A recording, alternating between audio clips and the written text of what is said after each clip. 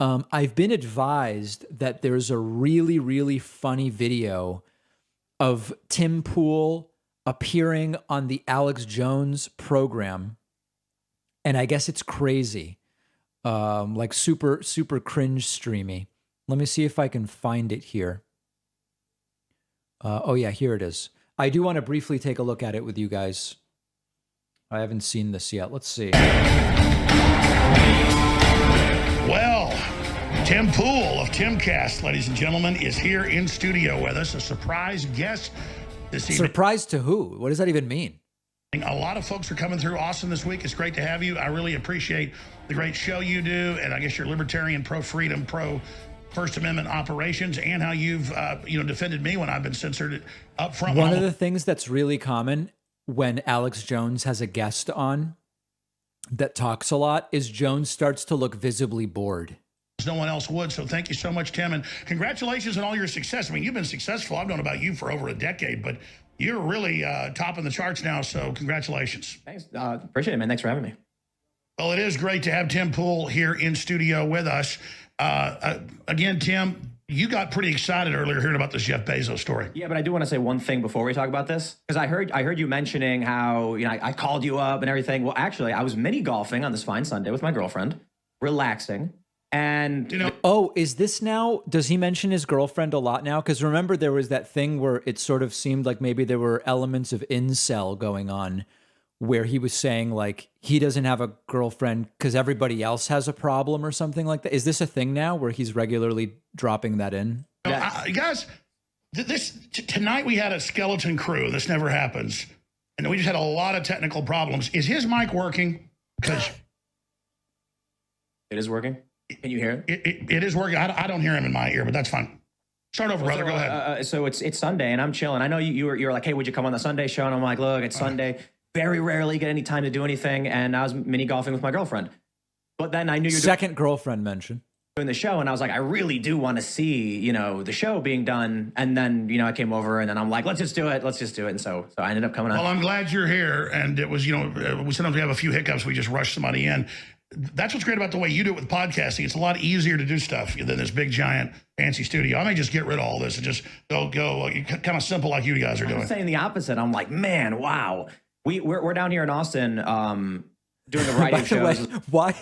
What are all these papers? What are all these papers on Alex Jones' desk? There's a ton of people down in Austin who are good, commentators and the like that we want to have on the show. So I remember when I had you on my show the first time, you asked me to come on, and I had this reaction where I was like, I don't know. People were saying it was because I wouldn't go on your show because it's you or something. The reality is we couldn't travel, but we built an RV. We got an RV, and then our CTO was able to put together a mobile recording studio. So now I can come to Austin. We're going to do trips. We're going to go. We needed to find a way to actually travel and do more than just one place. But Alex Jones looks so bored already. Looking at what we got, and it's like we got these little handy cams mounted to the wall, and you got this massive operation. And I'm saying the opposite. I'm like, man, I got to build a studio. This is great. This Bezos thing, it's up on Infowars.com. Amazon's Bezos predicts only limited number of people will get to remain on Earth. It's going to be a park only for the elites, basically, and then we're all going to have to live in space. I mean, any way you slice it, this just gets more and more authoritarian. Well, so I was listening, and I'm hanging out with my girlfriend. I was like, I disagree.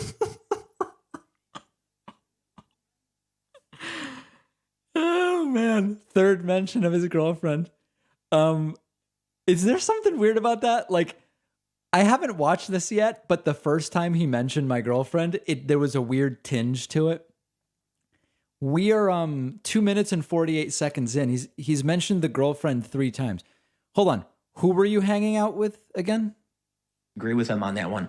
Because I'll look at this quote. It says, millions of people will move from Earth to space over time. And that's the vision of Blue Origin, millions of people working in space. So my question is, when you say it sounds like this nefarious plot to evict people from Earth, but I'm wondering if what he's really saying is that people will choose to leave and eventually no one wants to be here. So it'll just be like a historical monument or something. How was it relevant that he was hanging out with his girlfriend when he read this article? Like, how is that even related to what? You read the full transcript and actually watch what he said. He says to protect the earth, it's beautiful. Not everyone just gets to be here. We're not going to just let people mess it up. He's saying he's going to make you go to space. And then if you know everything else the globalists are doing, it's already in that whole direction. But you're right. If you read that solely on your own and didn't know the background of them, you would not understand that it's basically the Great Reset. Now notice that Alex Jones just told Tim Pool he doesn't know what he's talking about, but he did it in a way that's, No, I agree with you. I'm just playing, No, it's good. That's why I like to have you on.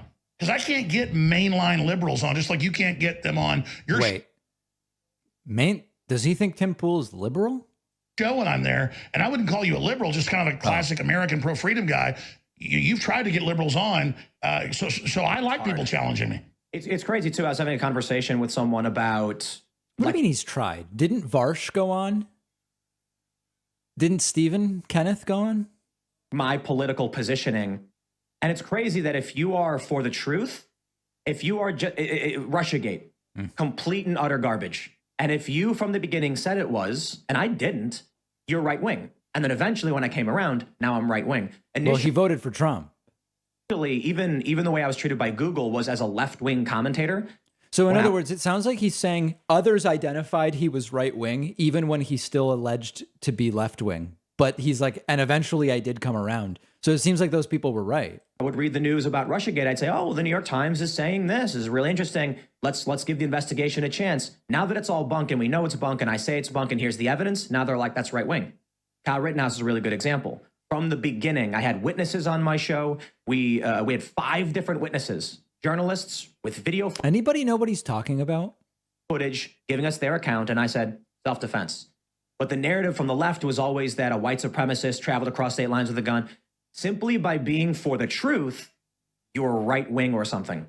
So when it comes to like actual politics, I'm probably left libertarian. But there's a big difference between the mainstream progressive left libertarians. They're really far left. I'm not that far left. Alex Jones is so bored. He's not even paying attention. But they also just don't believe in the truth. That's it. And they play dirty games. They don't have integrity. The Green New Deal. You know, when the Green New Deal comes out, I was actually excited, like, hey, look, a government infrastructure project to make energy independence in America and develop new technologies. We're working on fusion. Nuclear energy is great. And then what was the Green New Deal? Social equity, social justice, free college, free healthcare. And it's windmills that don't really work. It's just lying. It's just lying. So I can sit here and be like, I believe in decentralized networks. I believe, we're working on building. We have a nonprofit we've started recently where we're building technology to give away for free. It's a very like left libertarian perspective, but we'll all, like me, Ian, the rest of the crew will be called right wing simply for telling the truth. Absolutely. Where do you see not just America, but the world going? Because you had they called it a rant, but it really wasn't, on your show just a few days ago, where now it's coming out that the New York Times, not only are they rating journalists now and going after their sources, which is totally illegal and dangerous, but now they're actually leaking the information to the press. So I would say a reasonable person would conclude if Project Veritas, James O'Keefe and his staff, his journalists get raided by the FBI, and within like an hour, I think the New York Times was calling them saying what happened. There is either a snitch, or at that point you could be like someone in the FBI tipped off the New York Times seems to be more likely considering the speed. Then we get Project Veritas's devices seized from James O'Keefe himself. They're going through his devices. We know they are because a court ruled they had to stop. Then those documents get leaked to the New York Times. So I try to be careful. When I had this rant, we're in the middle of the show, and Luke's on the show and he says, "Hey, we're getting word that the FBI is leaking Project Veritas's privileged legal communications to the New York Times." And so I pull up the tweets from trusted sources. And right off the bat, I assumed it was definitive. And so this is like just fodder for like conspiracists. I don't even, it's just the entire language that's used to describe everything. I'll be a little bit more careful and say it appears to be beyond a reasonable doubt the FBI did this. I just snapped. When you have the federal government raiding a news organization, a journalistic enterprise, a nonprofit no less, and then giving privileged communications to a company that they're suing. They're in a lawsuit. All right. Let's like skip ahead to some other random moment. We'll watch like one more minute. We do have the main risk of, YouTube being a large source of where we present our show and everything. And then we started timcast.com to do members only segments That's the show where, you know, we did our 2-hour show with Steve Bannon. We talked about a lot of things. We didn't talk about election stuff because that's where YouTube will outright ban you. So as soon as we start the members only show, I literally said, did Donald Trump win the election? Let's talk about voter fraud. And this is the challenge for us. I mean, I may be getting a lot of views now. We may be growing, but they're not going to let me get that big. They're gonna figure out a way to shadow ban, to curtail. They've been doing it. Notifications don't go off for our show. So we've been trying to diversify, build culture, set up a website. As far as I know, YouTube turned off live notifications. Like everybody in my audience on YouTube stopped getting the live notification emails. And when I asked our YouTube rep about it, he was like, yeah, YouTube got rid of that feature. But I guess I should be ranting about it. It seems there's clicks to be had by ranting about it. You know, I'll say this: our key demo, we MSNBC, CNN ain't got nothing on us. Our key demographic, like 90% of the viewers we get are young people. They're millennials. They're like 18 to 35. Sure, and I knew that, but I'm saying it's also cool that like you've got. Absolutely. I'm not discounting that at all. I'm just saying, man, what a boring. It's like the conversation is not really going anywhere. It's very, very strange. All right, so there was that.